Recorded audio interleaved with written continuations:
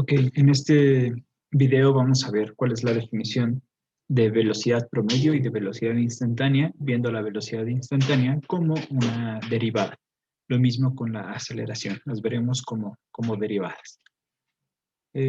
Aquí a la izquierda tengo la definición de velocidad promedio, como cualquier promedio, la suma de lo inicial más lo final y dividido entre 2. Es un promedio muy simple, que tiene solo dos elementos. En principio, eh, no es tan fácil conocer la velocidad inicial ni la velocidad final. Entonces, esta ecuacióncita que tenemos acá no es una ecuación muy útil porque no podemos conocer siempre las velocidades. Nos da la velocidad promedio en términos de otras velocidades que son un poco difíciles de conocer. Esta otra definición es la que más vamos a utilizar. Esta definición nos dice que la velocidad promedio es el cambio de la posición dividido entre el cambio de tiempo. Este símbolo que se llama delta, un triangulito se llama delta. Es la delta mayúscula. Entonces, ese siempre que lo veamos en física quiere decir que hay un cambio. Lo final menos lo inicial. Delta X, X final, posición final, menos posición inicial. XF menos XY. Eso significa delta X. Dividido entre delta T, en donde delta T, otra vez delta. El cambio, lo final menos lo inicial, es tiempo final menos el tiempo inicial. Entonces, esa es nuestra definición de velocidad promedio, que es un poco más útil porque nos habla de la velocidad en términos de posición. Posición final menos posición inicial, divididas entre el tiempo que nos toma llevar de esa posición a esa posición. Entonces, gráficamente lo podemos ver de esta manera. Esta línea roja indica el movimiento de un cuerpo en donde vemos a la posición X en función del tiempo.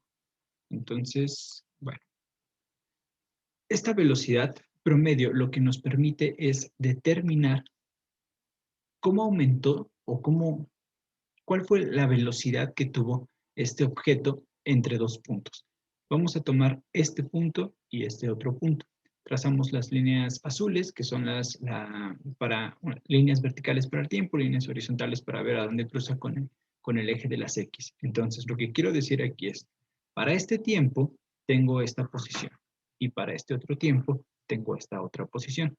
Entonces, cuando yo calculo mi velocidad con esta ecuación que tengo aquí, con la de velocidad promedio, lo que obtengo es la información solamente de este punto y de este punto. Eso es lo que estoy obteniendo. Me olvido por completo de qué es lo que pasó aquí en medio. No lo puedo saber. Simplemente me entero de lo que pasó aquí y de lo que pasó acá, como si esto fuera solo una línea recta. No me importa qué pasó en medio, simplemente tengo aquí y aquí. Son los dos únicos puntos que me interesan. Aquí en medio pudieron pasar cosas muy interesantes, entonces esta velocidad promedio no es tan útil en ese sentido. ¿Qué es lo que se me ocurre para ver qué pasa en un punto más cercano del otro punto? Pues acortar estos dos, que TI y que TF sean más cercanos. Si TI y TF son más cercanos, supongamos que me voy a acercar aquí, que este va a ser mi TI, y que ahora me voy a acercar por acá, y que este será mi TF, entonces vean que aquí mi XF y mi XY prácticamente van a caer sobre el mismo punto.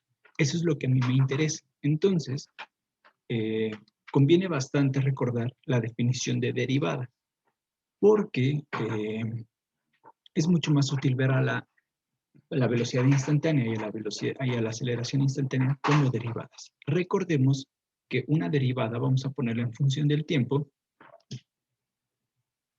es igual al límite cuando h tiende a 0 de f de x más h menos f de x dividido entre h. Aquí podemos ver que nuestro h podemos definirlo como tf menos ti. Ese es nuestro h y va a ir aquí abajo. Está súper bien porque ya también lo tenemos aquí abajo.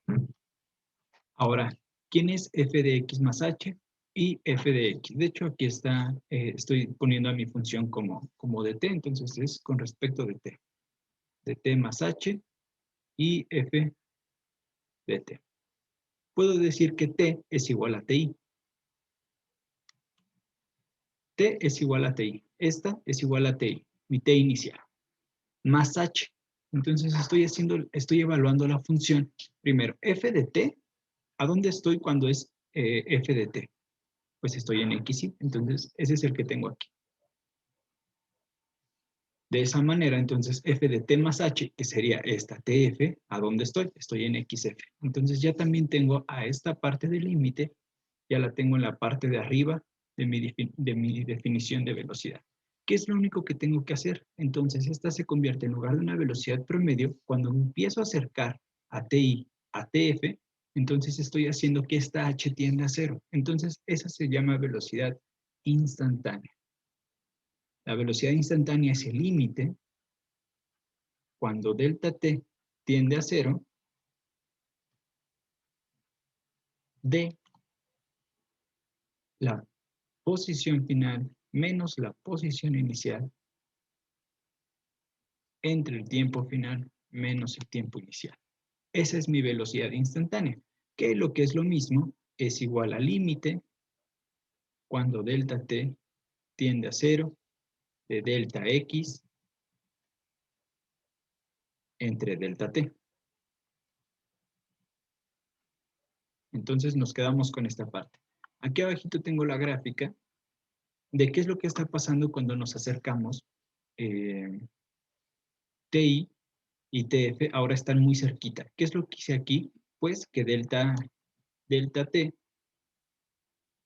tiende a cero. Recuerden que delta T es igual a T final menos T inicial y, para que nos sea más fácil entenderlo con la derivada, esto es igual a la h de nuestra derivada, al intervalo en el que estamos evaluando nuestra función, en el que nos importa nuestra función. Entonces, aquí, ¿qué es lo que hicimos? Esto es delta t cuando delta t tiende a cero. Cada vez están más pegaditos. Por lo tanto, xf y xy también van a estar más pegaditos. Y bueno, estamos ahora prácticamente en el mismo punto. Si le hiciéramos un super zoom a esto, seguirían separados, pero para fines prácticos esto ya lo vemos como el mismo punto. Ahora, esta, como recordamos y recordando lo que tenemos ahí arriba, vamos a decir entonces que la velocidad instantánea, nomás ins, es igual al límite de delta t cuando delta t tiende a cero de delta x entre delta t, y esto es la definición de derivada. Entonces la velocidad es la derivada de la posición con respecto del tiempo. Vamos a quedarnos y lo voy a escribir con rojo. Velocidad instantánea es igual a la derivada de la posición con respecto del tiempo. Esta es nuestra definición de velocidad instantánea. Aquí lo podemos ver como de un punto de vista geométrico y aquí de un punto de vista matemático un poco más formal. Es la definición de qué es la velocidad instantánea. Ya no nos importan intervalos súper grandes de aquí hasta acá, sino que nos importa solo en ese mismo puntito. Y exactamente lo mismo lo podemos hacer con la aceleración. Recordemos que la aceleración, la definición de aceleración es velocidad final menos velocidad inicial entre tiempo final menos tiempo inicial.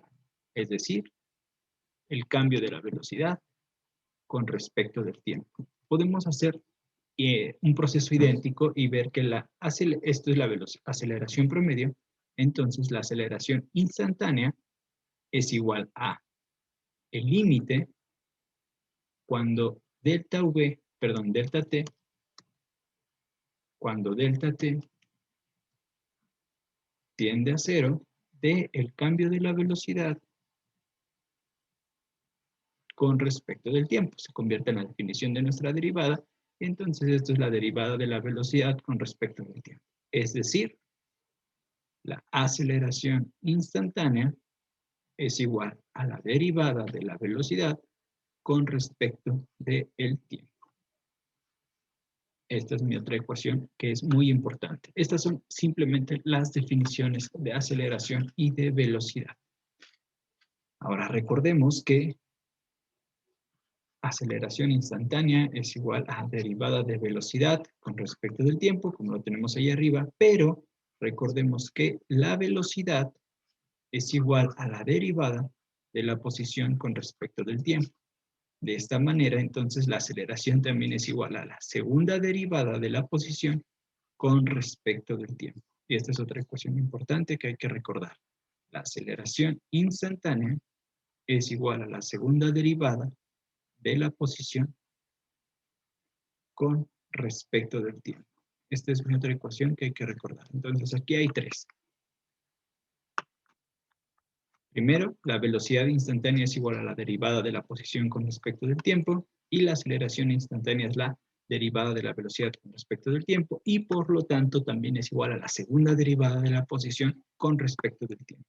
Esta es la deducción y la interpretación geométrica de por qué la velocidad y la aceleración se pueden ver como derivadas. Para esto podemos entonces utilizar nuestras herramientas matemáticas, recordar el curso de cálculo y aprender y utilizar todas las derivadas que tenemos de exponenciales, trigonométricas, logaritmos, funciones, las funciones más interesantes que tengamos. Si son posiciones, las derivamos y obtenemos velocidad, las derivamos otra vez y podemos obtener aceleración con eso.